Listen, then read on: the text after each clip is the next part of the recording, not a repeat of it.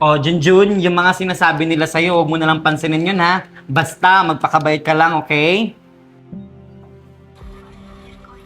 O, Junjun, ba't hindi ka pa natutulog? May pasok ka pa bukas. Sorry po, tinapos ko lang po yung pinapanood ko. Akin na phone mo, matulog ka na. Baka malate ka ng gising bukas. First day of school mo pa naman. Okay po mama, excited na po ako pumasok bukas. Sige anak, matulog ka na dyan, ha?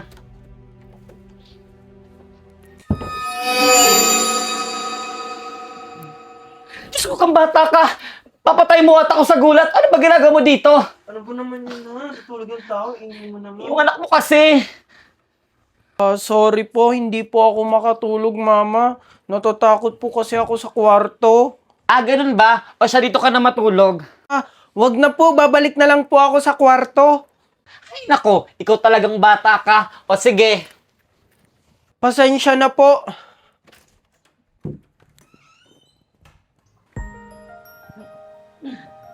Wow, ang pogi-pogi talaga ng anak ko. Basta huwag kang mag-aaway sa school, ha? Kapag mayroong mga away sa'yo, sabihin mo lang kay teacher, okay? Oo po mama. Wow! Mukhang ready na yung anak ko pumasok ah. Siyempre naman po papa, excited na po ako pumasok. Sisikapin ko po ako maging first honor.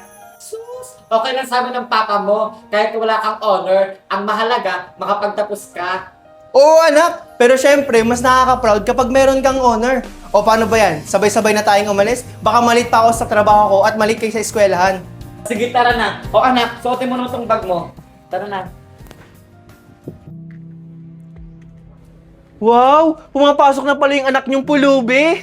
Alam mo, Mare, sumusobra ka na. Hindi ka naman inaano ng bata. Kung ako sa'yo, intindihin mo na lang yung utang mo. Tama na, sa utang. Valerie. Tara na. Anong sabi mo? Hoy Ursula, isa pang sabihin mong pulubi yung anak ko. Malilintikan ka na sa akin. Tama na po papa, tara na po. Tara na.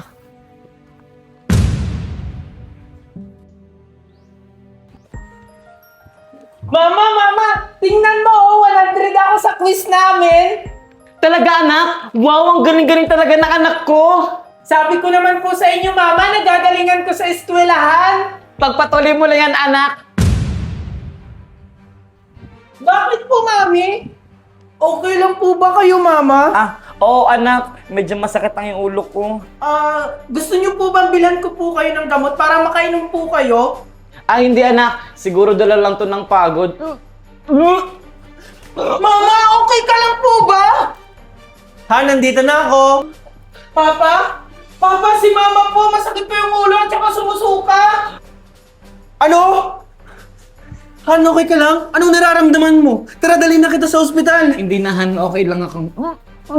Naku, Han! Huwag matigas ang ulo. Tara, ipapa-check up kita.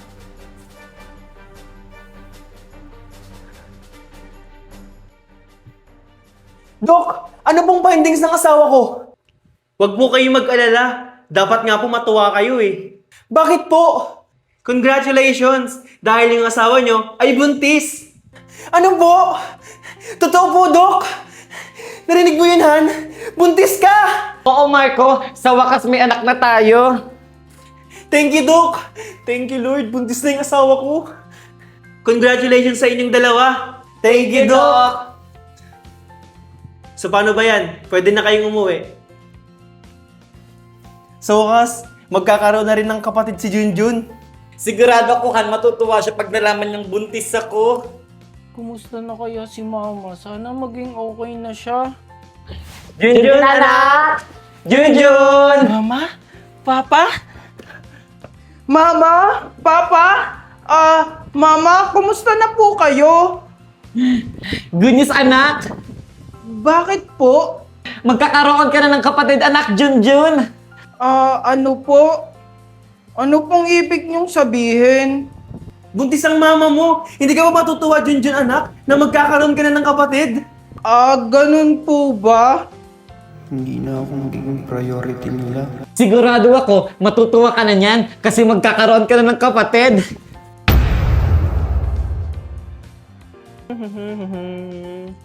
Hoy, Mare! O ano yun, Mare? Balita ko, buntis ka raw.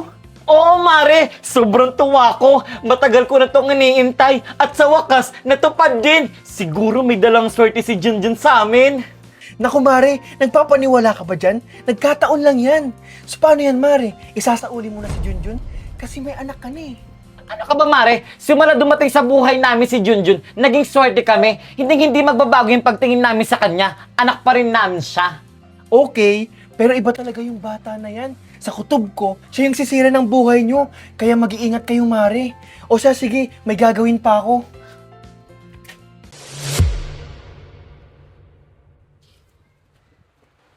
O Junjun, eto na yung baon mo. Mag-aral ka lang mabuti, ha? Hindi mo po ako ihahatid, Mama? Pasensya ka muna anak ha, hindi muna kita mayahatid sa ngayon. Sabi kasi ng doktor, wag daw muna ako masyado maglakad-lakad at mapagod dahil sensitibo na yung pagbubuntis ko. Ganun po ba? Sige po, aalis na po ako.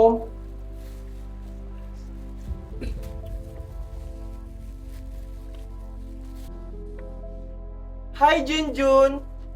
Oh, bakit parang hindi ka nahinatid ng Mama Valerie mo? Ay, oo nga pala. Buntis na si Valerie at magkakaroon na sila ng anak. Tapos ikaw, hindi ka na nila mahal. At gagawin ka nilang katulong. Ay, nasaktan ka ata. Bay batang ampon na pulubi.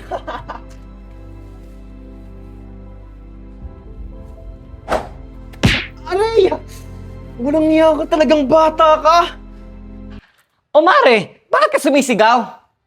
Kasi yung anak mo, binato ako. Ay, kinong Mare? Ganun lang yung reaction mo?